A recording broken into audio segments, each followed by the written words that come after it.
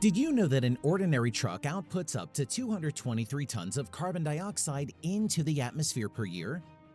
That's the same amount 14 Americans give off in a year, according to the Nature Conservancy organization. To mitigate such a strong negative effect on the environment, new technology was invented, a special electric highway for trucks. In it, as conceived by the engineers, heavy vehicles are driven by electricity, not fuel. But is there a future for the new technology? According to the International Transport Forum, which is a part of the Organization for Economic Cooperation and Development, trucks and wagons will soon account for 15% of the projected increase in global CO2 emissions until 2050. Therefore, this problem needs to be addressed now. The world's car manufacturers are aware of this problem and are even making efforts to address it.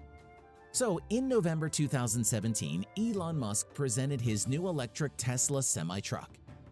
Thanks to innovative technologies, a car with a full load of 36 tons accelerates to 100 kilometers per hour in just 20 seconds, and if empty, then in 5 seconds. At the same time, the truck does not produce CO2, but it still participates in its creation, albeit indirectly. This is since electricity when charging a car is generated in most cases using fossil fuels. A more technologically advanced version of the electric truck is the hydrogen fuel cell vehicle. Such companies as Mercedes, BMW, Audi, and others are actively leading in this area. In 2020, the Korean auto industry Hyundai joined this trend. They announced the start of tests of Xcient fuel cell hydrogen trucks with a range of 400 kilometers. But as with the Tesla semi-trucks, how the hydrogen for the fuel cells was made plays a huge role.